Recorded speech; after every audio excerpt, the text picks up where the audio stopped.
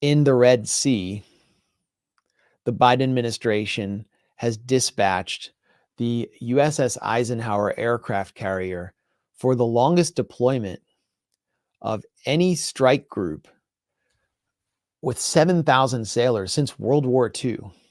Why are they doing that? Why are they there? What are they fighting for? Who are they fighting? Well, the sailors don't really know anymore. This is ABC News. Fatigue is setting in as the carrier, its strike group, and about 7,000 sailors close in on their 9th month, waging the most intense running sea battle since World War II.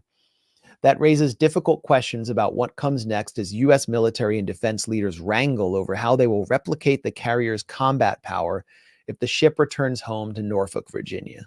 Already, the carrier's deployment has been extended twice, and sailors post dark memes around the ship about only getting one short break during their steadily growing tour.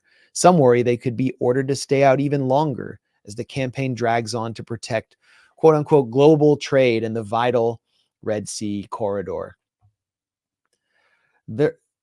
First of all, they're not protecting vital trade in the Red Sea corridor. They're protecting Israel's right to commit genocide in the besieged Gaza Strip. Because if the Biden administration would just impose a ceasefire, which could be done with one phone call, the whole blockade by the Houthi de facto government of Yemen, which won Yemen's civil war, and the Houthis' legitimate responsibility to protect operation would end and the trade would flow. But because the US and its vassals in Europe refuse to do that, refuse to end this genocide, and continue arming Netanyahu and the Israeli military, the USS Eisenhower and its exhausted sailors have to float there endlessly, parrying missile attacks, occasionally attacking Sana'a and killing civilians in order to protect Israel. They are fighting to defend Israel. And if they die, they will have died for Israel. And that's what their families need to know. And I'm sure they all know that. And this is just shocking. And now the Biden administration is mulling sending more ships in an attempt to intimidate Hezbollah. So again, who's in charge here?